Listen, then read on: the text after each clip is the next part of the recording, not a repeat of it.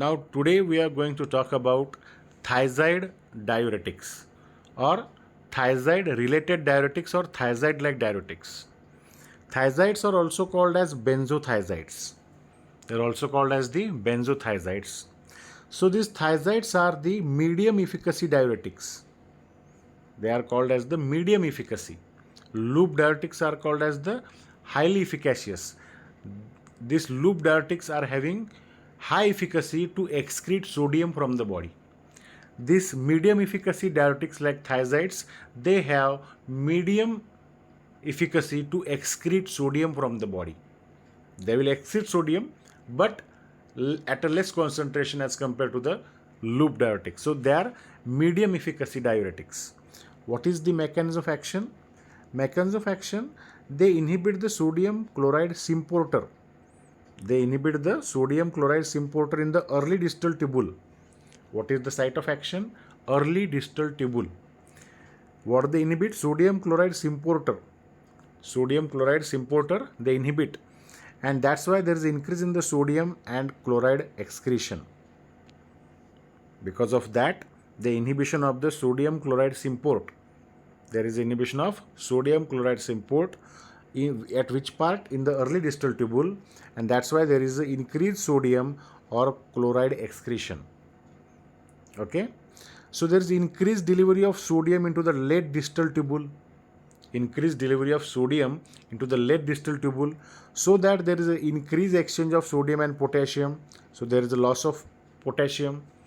Sodium exchanges with the potassium in the late distal tubule, so that there is a loss of potassium. Some of the thiazides also have weak carbonic anhydrase action, so there is a loss of bicarbonate, there is a loss of potassium, there is a loss of sodium. Okay, now there is a net loss of sodium, there is a net loss of potassium, chloride, HCO3 in the urine. Okay, but unlike loop diuretics, thiazides decrease the calcium excretion. It will decrease the calcium excretion. It will not increase the calcium excretion. Thiazide diuretic decreases the calcium excretion. This is the difference between loop diuretic and thiazide diuretics. Now, where we can use these thiazide diuretics? In the treatment of essential hypertension, primary hypertension. Thiazides are used in the treatment of essential hypertension along with the drugs like ACE inhibitor, beta blocker, calcium channel blockers. We can use these thiazide diuretics for a primary or essential hypertension. You can use in edema.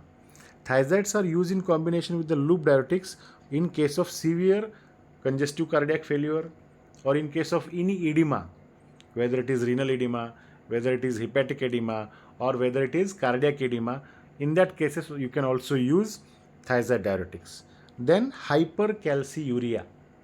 If there is a hypercalciuria, means this decreases the calcium excretion in urine. This decreases the calcium excretion in the urine. So we can use in treatment of hypercalciuria or in case of calcium nephrolithiasis or recurrent renal calcium stones.